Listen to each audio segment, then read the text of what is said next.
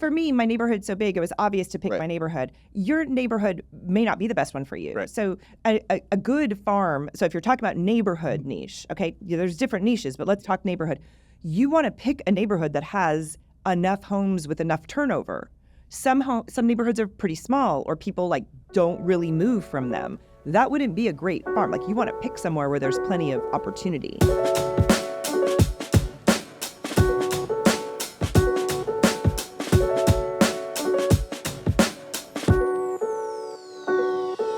Hello and welcome to /Real Estate. I'm Chris, your host, and we have a returning guest. Theresa, you're back. Hello. Thanks for having me. All right, Theresa, we wanted to discuss niches. Yes. Right? And I want to set this up a little bit. So last week I was at last week podcast time or whatever, real world time. I was at the 1,000-watt Branded Marketing Summit in Dallas, right?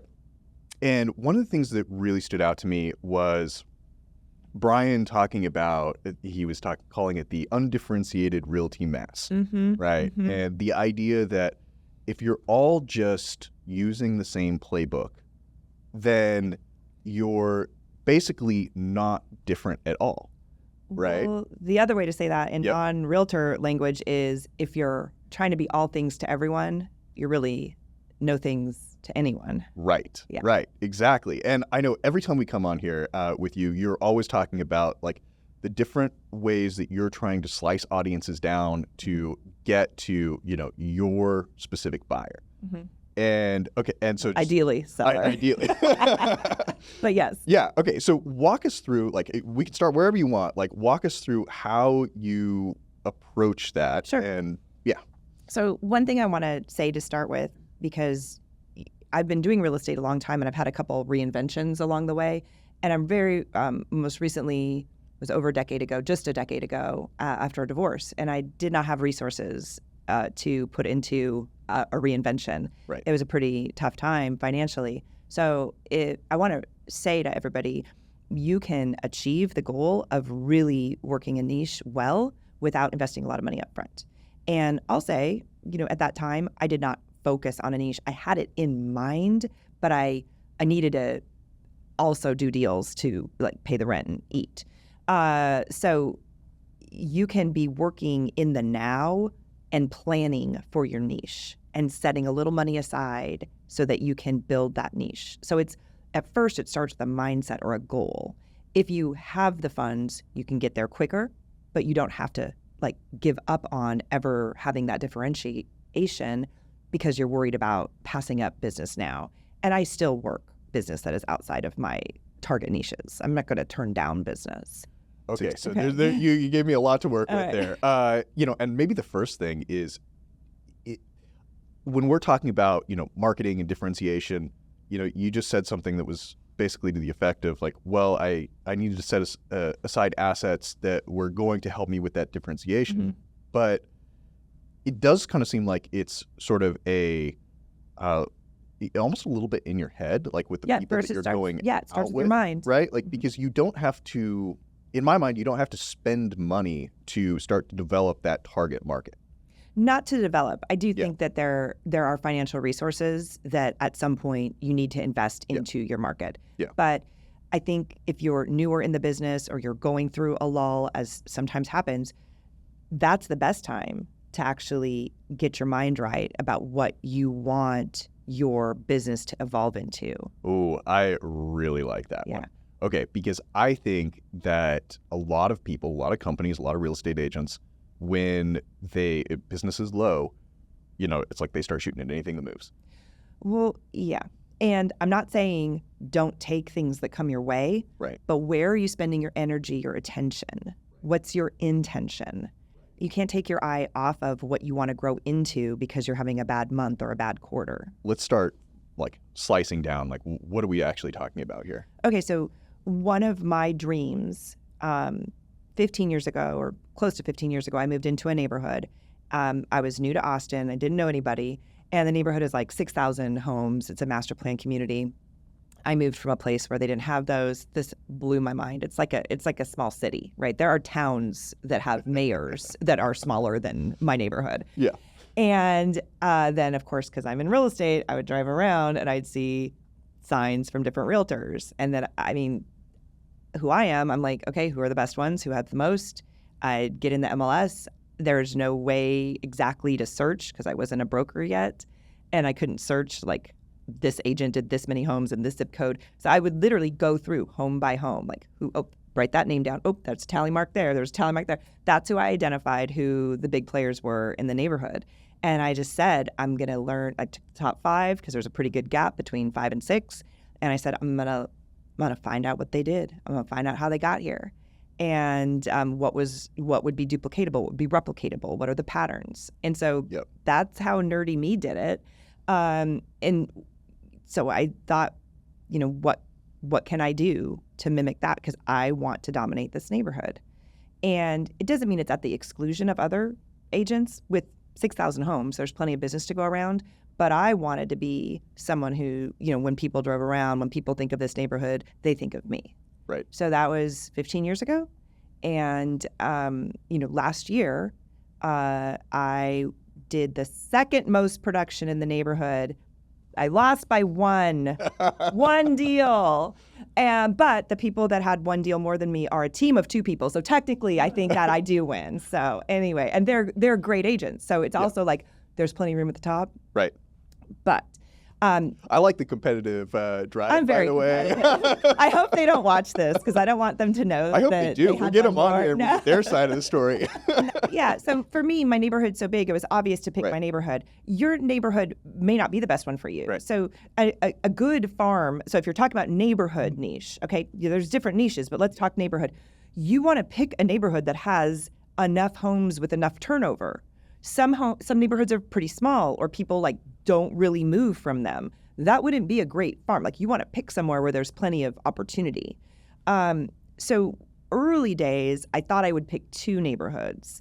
That was before I realized I wasn't even going to be able to give my full attention. I could give my full attention to one neighborhood and still have room to go. Right. But I did pick at the beginning a neighborhood that had slightly lower price point, because that neighborhood didn't have 5 realtors at the top with a lot of, that neighborhood only had 1 realtor with any kind of market share. Everybody else was like 1 or 2 deals. So your mileage may vary, but that may be a neighborhood with more opportunity. Or if you don't live, like if you maybe rent an apartment, or you haven't lived in a neighborhood long, or you don't have kids in the school, so you're not going to be fully committed to one neighborhood, maybe you just pick strategically and not pick the one you live in. Okay, I have a question for you, because I know one of the other niches that you've gone down has been divorce. Yes. And so I was earlier this week talking to another agent, and she said, oh, my target is the East Side. Mm-hmm. And I guess the marketing side of my brain was like, geography might not be enough. Are you looking for a certain type of person? Like, I'm really trying to get into that. What sets you apart, right? But then as I hear you talking about this, I'm like, in a super neighborhood like we have here in Texas, is that self-selecting? Like the people that are trying to go into that are going to look a certain way. It's like it's a certain composition of families, a certain, Well, I think that with any neighborhood or with the East Side, it's not so neighborhood driven, there's a target buyer, okay? So in any neighborhood, the more homogenous the homes are, the easier it is to create that target, like that buyer avatar, right? And so in a neighborhood like the one I live in, a lot of people move there for the schools. And then the secondary reason people move there is their adult children have moved there to put the kids in schools. So now you've got grandparents moving from other parts of Texas or other parts of the country to be near the family. So if you got to do some research, but what are the patterns? Why do people move here? And then work backwards from that. And then within a large neighborhood or something like the East Side, what is the type of buyer that buys one of the original homes in the East Side versus a newer, like a condo or a 2 homes on 1 lot kind of condo situation? Because those could be different. You've got the like aging hippie vibe versus I'm new and I want to be downtown vibe. So you could be marketing to the same geographic area, but need to have a slightly different message or avatar. Right. Okay. So for your particular case, have you found that since you're targeting this one area and the story seems to be about the schools, and presumably the It's pretty families, it's consistent. pretty consistent. And it's very, people move there to have a sense of community. They want to be part of the community. So in order to be in alignment, I mean, I did live there, so of course I want to have a strong community too. But to be in alignment, you got to think, what are the ways to prove that it's basically like I did everything I would do anyway, because I'm going to volunteer if they have a cleanup. I'm going to volunteer in the schools. But I do it a little more overtly. Right. So when there's a small business fair, like, I don't know, a decade ago, it just 9 years ago, it came up in my Facebook memories. I was like, recently divorced. I was like I was hungry, but I spent $100 to have a booth at the small business fair because it was important for me to be seen as part of the community. Did I get business from that? No, I did not, but not directly. But that's the thing that a lot of people you're not gonna understand. You're gonna spend $100 when you maybe didn't really have it. You went to the thing, you put a picture on Facebook of you being at the thing, and nobody called you. That's okay, because this is a process and you're layering in over time. Okay, so like that's the earliest example I could think of a business thing I did in the community, because I wanted to have some specifics. Another thing I did, they have community garage sales twice a year. Okay. Garage sales are good for realtors, but they're also good for people that have babies that are now toddlers. So if you're me at that time and you're on a strict budget, you want to know which garage sale you're going up to. So I would do these garage sale bags. I called them garage sale survival kits, and I had literally only things from the dollar store, and it was a brown paper bag. It was not a cute logo. It was dollar store. Yeah. But I would put one in a big purse and walk up to the garage sale to determine whether it might be a potential moving person or just someone with babies that are now toddlers. Right. And if it was the latter, I would not even take it out of my purse. So when I say this can be done on a budget, I'm really serious. But those are great conversations to have. And then I would offer all the people I interacted with that were having the garage sales, if they had leftover stuff at the end, I would call Salvation Army or whatever the going thing was, that if you let me know, I'll call the truck and have them come by and pick it up for you. So I'm offering service. Yeah. I mean, I think that there's probably one view of that. It's like, oh, okay, I didn't give them the survival bag if they weren't in my target audience. But really what you're doing is it's sort of like sales 101. It's like you had the event that put them on your prospect list, and then you did some qualification to find out if they really were in the potential target audience for you. Right. Yeah, it was pretty exhausting at the beginning. But once you get a little momentum, I will say a lot of people are moving away from Facebook and social media, but depending on what your target is, if the neighborhood you're targeting or the group of people or the, whatever your target group is, if it interacts on Facebook, you might want to think twice about getting off of it, because those Facebook groups in our neighborhood at least are very, very active, and there's thousands of people in that Facebook group. So if someone in that Facebook group says, I'm looking for a realtor, and people recommend, you or 13 other people, as it always is in our neighborhood. Yep. But the fact is, those are searchable groups. So once you're recommended in there and then you make a kind comment back, people can not have to ask if they are looking for a realtor. They can just search for the word realtor and see the recommendations. Yeah. And then they can they can search again in that group, search your name to see if you're actually active or what kind of vibe you have. So I've definitely gotten business calls and closed transactions from people that they never asked about me. They just searched the neighborhood Facebook group. So I think maybe the important thing to think about here is, a lot of these activities are like focused, right? Mm-hmm. And so you are going to have to, go to the small business fairs. You're going to have to go to the garage sales. You're going to have to spend time on the Facebook groups. And if you didn't have a target audience, if you didn't have a niche, then you would be trying to go to every Facebook community around Austin, Texas. Or going down when I started, it was City Data. Now it would be Reddit. There's endless resources online for and no Austin. One has time for that. But who's going to know everything about all of Austin? Right. You know what? I would say there's nobody that knows Circle C better than me. Like I will go on a trivia contest right now. Like I have read everything about it. I've seen like movies about the founder. Like I know this name. I know the schools. I know who's the principal of the schools. I know where the school boundaries are. Like, no one's going to know it as well as me. Right. And very few people enjoy that information except me. But it gives me a level of confidence when I interact with sellers and buyers in the neighborhood that sets me apart from almost anyone else. Right. Right. Yes. Exactly. So even if they never care that I know where the boundary is from the school on the other side of the neighborhood, it's in here that I know that. You didn't get into real estate to hand your leads over to Zillow. You're building more than a business, you're building a brand.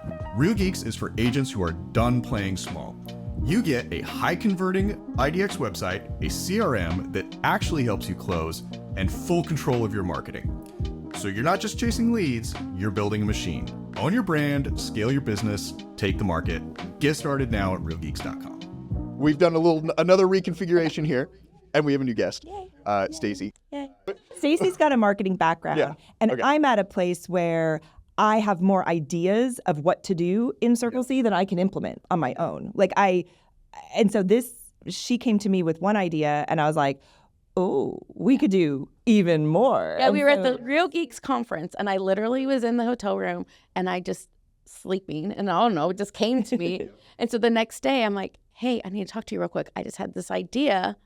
What if we did a Christmas lights contest in our neighborhood of Circle C?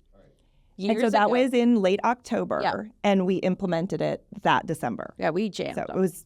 So walk me through the entire thing. So the light bulb moment is Christmas lights contest. Yes. Okay. So back in the day, our neighborhood of Circle C had this lighting contest, and it was real popular, and people loved it. And it went away as the community grew. It just kind of went away. I'm a big Christmas person, so I already kind of love that kind of stuff. I'm over the top. So just bringing that, it's just another way to engage with the community, have something fun. And we met with some great sponsors. We had sponsor involvement as well. It was kind of fantastic. So nuts and bolts to it. We were able to gather sponsors very quickly just from both of our databases of vendors. And network of people that, because you'd been in the location for so long, you knew who all the other players were that provide all the other services. Right. Our go-to for yards, our go-to for painting, it was a no-brainer for them. Restaurants joined in as well. So we were able to get the whole thing fully sponsored. So I think that's important to note. Fantastic. We sent a postcard drop to the entire neighborhood, and it had a QR code that led to the website. You want to take it from there? Yeah, and then then social media started. So we have a really large Facebook group in our neighborhood, and I would create videos and posts. And as we started getting nominations, I would start videotaping their homes and putting them on. And then neighbors were getting excited about it because we're showcasing their home. And it was a great touch for me to reach out to these neighbors and say, is it okay if I film your home? Now I'm creating a personal relationship with these people and saying, hey, is it okay if I put a sign in your yard? Okay. Yeah, because now we're getting into the skeptical marketing side of me is like, okay, so Christmas light contest, ... It's like the question mark profit, right? So so what are all the steps? For someone that's listening to this and be like, okay, you did a Christmas light thing, but how did that help you sell more real estate? It absolutely did. So as we created these relationships, dropping off the signs and getting because everybody that was nominated, I would personally reach out to and say, hi. And so how they nominated, this might be a missing step. Oh, yeah. Neighbors could nominate their friends or neighbors. Very few people nominated themselves. Correct. So it was a fill-in-the-blank form on the website. So we're also capturing their contact information. Even better, that spreads your potential reach quite a bit. Right. So then Stacy would call the person who nominated their corner neighbor, say, oh, you've been nominated. So then now she's adding them to the database. Right. And then we have a lovely sign that we would put in with a QR code for people to either nominate more people or go ahead and once the opening of the voting came up, they could go ahead and vote for their favorite. Everything was QR coded. So on the website, we could flip it around. Yeah. And what better way for them to get used to working with us than to put a sign in their yard right away? Has our logo, has all of our sponsors' logos, and it's a cute little sign saying that they've been nominated for the Christmas lights contest. That is very clever. So you get, was it FaceTime or calls or, well, it was both because you delivered the sign. It was literally some people I wouldn't have their contact information. I was literally knocking on the door, introducing myself, saying, I'm not selling anything. You've been nominated. I'm so excited for you. Then they're like, what? I have? And they get thrilled. And I ask them if it's okay to put their sign, and I get their contact information. So now they're part of our database. And then they're just thrilled to be part of it. And then we would have all of the nominees on a lovely list, and we put together a whole tour so people could go House and to tour house. all the homes, and then they could vote on them. So the nomination was one phase, then the nominations ended, and then it went to the voting phase. Yes. So like on that day, we flipped the content of the website basically and had every house and a picture of the house so they could vote. Yep. Yeah, it was great. And then once everybody voted, Did you have We had a winner. to? Did you have to? If someone wanted to vote, did they have to give contact information? Duh. Yes. How do we know they're only voting once otherwise? Oh, exactly. right. Yep. So we have everybody's contact information, everyone who nominated, all the nominees, Yep. and then everybody who voted. And lots of social media of fun holiday lights, Lots of, thanking the vendors. It really was it was super really fun. fun. I really enjoyed it because, again, I'm a Christmas person. She was so the I boots on the enjoyed it. ground. I was doing The back the end. website stuff. She's more festive than I am on a. But then, I mean, honestly, I can't say enough about how great this turned out. Stacy, like the week before Christmas, Yes. goes, "Oh, you know what? I think we should have a party to reveal the winners." Yes. And I wasn't in town. Instead of just posting it, I'm like, let's do something fun. I'm like, how? She's like, we'll just have it at my house. So literally, we had it at my house. So you were able to get Hot chocolate. hot chocolate food and truck. donuts. Food truck came to my neighborhood. I gave all my neighbors a heads up. So again, now here I'm talking to all of my neighbors. It was like what is the 23rd of December? I mean, it was like literally the 23rd it was Yeah. insane. Yeah, it was crazy. But now all of my neighborhood knew that this donut truck and hot chocolate truck was coming, and I was announcing. Some were going, "What's going on?" So if they didn't know about it, but most They of them knew did, now. Yeah. they knew now. So they all attended, and a bunch of the nominees attended. And some couldn't attend because Right. they had holiday plans or travel, and they were like, "I'm so sorry, I won't be able to be there." I mean, it was a very real interaction. Yeah. It wasn't like, "Oh, you're sending a text and you're getting someone's like, No, this was like unsubscribe me." people were like actually calling me. Yes. And I'm Right. building these relationships with the nominees that we're very excited about it too, to see who won. That is. There's so many layers of I know. cool here. Like, And it's so replicatable, y'all. Yes. yeah. We don't have to have it at the party at your house. Let me tell you right now. That was just, I'm an extra person in my house was decorated like, Griswold type stuff. Right. But the fact that you had other sponsors meant that, it's like, okay, that was a little bit of effort on your side, but Right. it also meant that your marketing budget outlay on this was zero, It like, was or zero. close to. At Stacy's time, but Yeah. mostly, I mean, Zero. she had And it was great because some of the sponsors were able to attend the party as well. Yeah. And we gave them an opportunity to speak to everybody who attended the party. So Right. now ask us specific results. And mind you, we're filming in April, so Yeah. it hasn't even been four months. Okay. All right. Well, give it up. So, a few weeks after the contest, Yeah. one of the nominees reached out to me and said, "Hey, you're a realtor, right?" I'm like, "Sure am." "Hey, we are thinking of selling our home. We would love to talk to you about it." I'm like, "Absolutely. Let's have a conversation. When would you like me to come over?" Literally 2 days over, I'm over there. I had my listing appointment. I got the listing. And we just closed yesterday. Yay! Nice. Yeah. Mic drop. Yeah. Yeah. So Yep. it was a beautiful home in Circle C, and we just closed yesterday. And they're also like my buddies now, There, too. yeah. I mean, that's it. It is relationship. Right. Because we have Right. a real more of a personal relationship. They were one of the nominees. They came dressed up to the party, all cute, all Christmassy, and it was fantastic that we literally just closed yesterday. And you you've listed one of your neighbors' homes. Oh yeah, I listed one of my neighbors' homes. I don't know if that was a direct from that, but it could be. But it you doesn't know. hurt, right? it Like, it doesn't hurt. definitely hurts. They Doesn't hurt, see yeah. the activity Yep. that I am involved That's in right. something different, and I It's thought not my neighbors just there. that you're their neighbor, because they have other neighbors who are realtors. Absolutely. There's other realtors. Right. Yeah. There's that thing that's like, oh, it takes, 7 or 8 impressions for someone to Right. like really remember who you are. Right. Like Right. there's the marketing term that I like to throw around called evoked set. It's sort of like if I ask you to name cars, right? Like car brands, Right. like who are you going to think of? Yeah. right? Pick a different thing. Oh my God. What's your favorite thing? Shoes. If I actually, is that too stereotypical? Just saying. Yeah, Own it. exactly. We're owning If I our space. expect you to name microphone brands, none of us will come up with anything. No. Right? Because we haven't been communicated to Right. about that. Right? Sennheiser? I think so, yeah. What's it say on the side of this thing? I don't have my glasses on. I can't tell. All right, a series of bad examples here. But yeah, I mean, you've had enough impressions with those people that it's hard to say whether it was any one of those marketing programs that really made it happen. It's really all of them that made it happen. And it's going into it with a happy heart.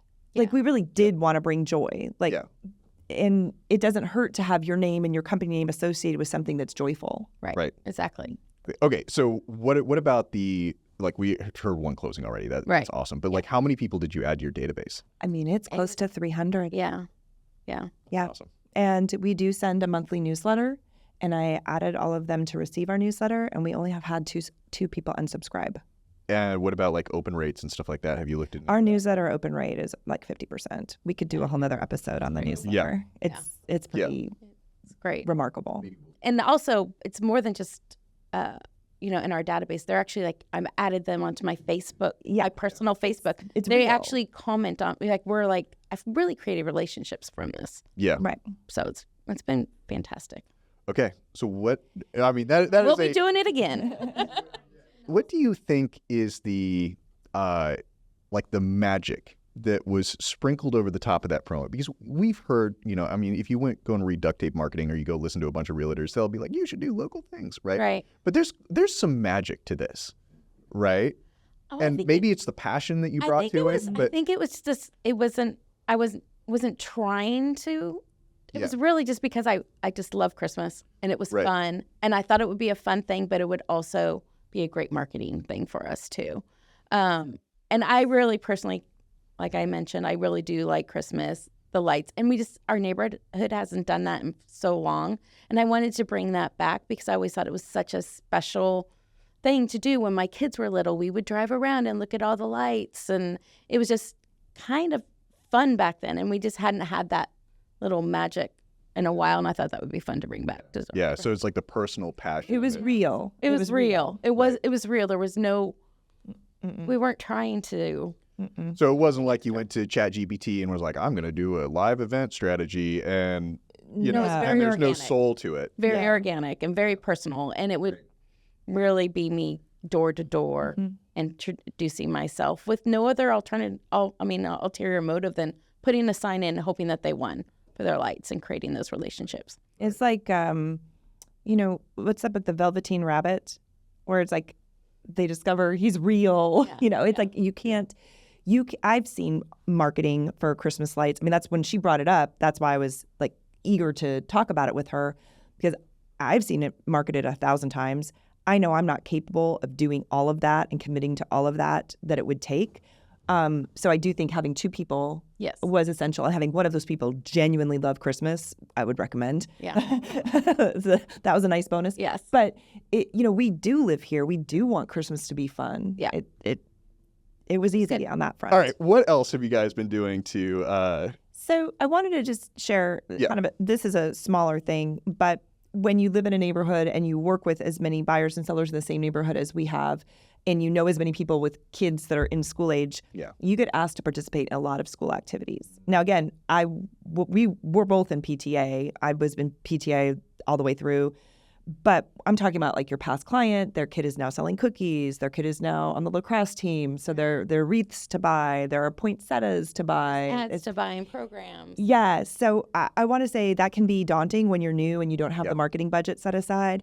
But once you do, and I highly recommend, no matter where you are in your career, start setting aside some money for marketing. Some of the best investments I've made is, like, I have past clients. I've done 3 transactions with them, all pretty high dollar, to be honest. But they don't have a large family in Austin. And so their daughters are on the dance team. And every year they ask me to buy poinsettias at Christmas, which I buy, and I don't often even Christmas in Austin. So I give them out as gifts to clients. And then they asked me to sponsor an ad in the program for their dance thing, and I get tickets for the dance thing, which I'm not going to go to. So I always say donate the tickets back to a larger family. Yep. But you can be very strategic about that. And then so you get a plaque with like the, your sponsorship. And I do the same with the softball team. Now my kids were not in softball. I have no connection except for someone I know personally in my neighborhood has asked me to do this every year. So I keep doing it. Right. So I think that it's hard to plan ahead for those things. And if I wouldn't recommend calling the school randomly to do that, but when you have a connection, it's a really good idea to be a sponsor for those activities and to plan for that budget-wise. Yeah, I agree. Someone just reached out to me. There's something at the middle school, and they had some ads that they had some placements to film. They're like, "Would you do it?" I'm like, "Absolutely, I'll do it." To support someone that I've known for years. But I get called for putting my ad. For a lot. I get called to say, will you put your name on a bench at the golf course or on the conveyor belt at the grocery store? It's like, no. You put your money where you're directly, giving it or donating it to someone who is asking. Right. So you're layering it with a purpose. How do you parse the sponsorships Mm-hmm. that you want to do versus the ones that you say no to? I say no to anything I don't have a personal connection with, because if I'm not actually golfing at that club or sitting my butt on that bench, there's no like specific reason a golfer walking by the fourth hole is going to pick up their phone and call me. That's just not, it's not where their mindset is at the time. But like the softball team that I've sponsored for years, again, don't have a kid in softball, never have, but the people that have kids in that, they're personally related to me, and that's in the neighborhood. And that builds goodwill. And when you say yes, the law of reciprocity says they will say yes to you. It may take a while. It's not a direct, result. It's like another touch. Yeah, exactly. Mm-hmm. Right. Yeah. No. And I think I'd probably add on to that of like, we even think about that when we're approached with sponsorships where, someone will say, hey, do you want to sponsor this, newsletter, trade show, coaching event, whatever. And usually the immediate question is, well, which of our customers, brand ambassadors, employees are going to be there, be on stage, that kind of thing. And if the answer is, well, no one, then it's like, well, we're going to have to pass because we're not going to create those relationships. Well, that's fascinating because you might think your answer would be, well, what's in it for me? How many people are going to be there that I can market to? Right. But the opportunity to meet strangers and convert them at a real estate conference is not as great as layering in the value for people you already know. Right. Yeah. Same. Yeah. Well, on that note, we were wondering if you wanted to sponsor our latest project. Well, some of our really good customers are at that thing, so maybe. I'm gonna let Stacy walk this one out because All right. I would never have started with this, but after seeing the success of the Holiday Lights contest, I absolutely believe in this. Okay, so we got one more thing here. We do. And this is our new baby. And we're just rolling this out now. You're seeing it for the first time besides people in our brokerage. So again, Theresa and I were talking, and there's things within Austin that are newcomers clubs or something like that. And I said, hey, we were talking, and we didn't have a name for it at that point, actually. No, I just said we need to reach out to everyone that's moving into our community, whether we sold them the house or not, but they're new to our community, and create, I guess, community, and create, people. A lot of people don't know each other. We look on our Facebook group. They're like, hi, I'm new to the neighborhood. Well, the Facebook group is great, but what about actually dropping something off with all of the local places in the neighborhood? You get what did we put on that thing? We put on it's in there. You could show it. I guess I should show it because I can't remember. Okay, so this is a bag that you drop off to new people that move into the neighborhood. So we figure there's about 400 real estate transactions in the neighborhood per year. So that's 400 people. Now some might be investors and not moving in themselves, but that's a lot of new. There's a lot of new families, right? And so we both moved in years ago when the neighborhood was a little smaller. Like there's a Circle C Run Club, there's a gardening club, there's a mom's group. How are you going to know all that? And so many realtors aren't from Circle C. Circle C Singles Club. Yeah, that's right. Everything. They don't know how to plug in necessarily. So we just thought, why not overtly welcome people that are new? So we created this cute little bag. It's going to have some more information in here too, but it has stuff about our HOA, about the swim club, on electrical, gas, all the little numbers. It's And a then it has- magnet. Yep. That will live on someone's Yes. fridge for. And it has Ever. Theresa's Ever, my yep. name Yeah. and her Yep. phone numbers on there too, so that's always good. And so this will go to everyone that closes a house in Circle C. And then there's a cute little koozie. Everybody needs a koozie. Everyone gets a little welcome letter. And then Torchy's is sponsoring. They're going to have little gift cards in there for free queso and a taco.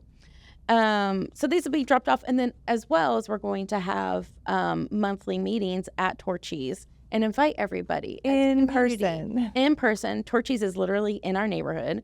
So people can come every third Wednesday of the month, I think is what we decided. Yeah, that's what we decided. And I will always be there. And so we'll always have at least one Let's Move Austin person there to talk to everybody, introduce them, and just, again, create community. This is just straight up getting to know people. There is nothing else to it, just getting to know them, adding them to our database, and being a having resource. conversations and being a resource and just being a friend to people who are new to the neighborhood.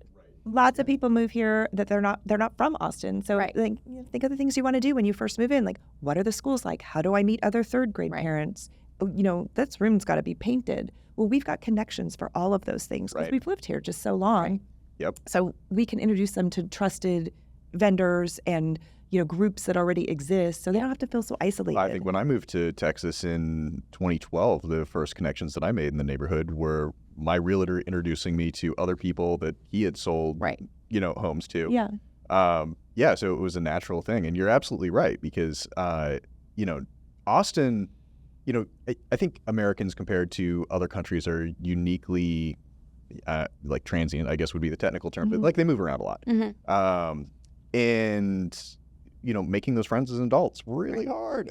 Yeah. And most people move to Austin, I would say, for their jobs, and they're now away from family. Now, later, you can have the wave of family that move to you, Absolutely. but a lot of people are, they're busy professionals. It's hard to vet vendors.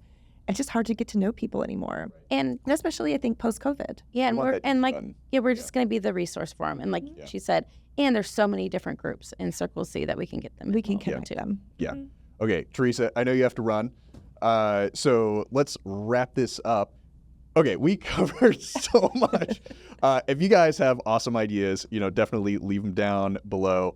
I said this in the last episode that I'm very interested in talking to people that are able to differentiate themselves, that are able to tell unique stories, that are basically breaking out from the normal real estate. Like, what's that extra sauce they're putting on top to really make themselves stand out? So if you know someone that we should talk to, definitely let us know via direct message or comment down below. We have new episodes every other Wednesday. Theresa, thank you so much. Stacy, hang around, everyone. Hit subscribe because we're coming right back with another episode. And how did you describe her entry into the market? I mean, it was white hot. She made an amazing transition from her previous career. I think producer said, hot start in a cold market. Oh, yeah. Yeah. It was Yeah. very cold. Yeah. Sean always makes whatever I say sound better. All right. We'll catch you next time.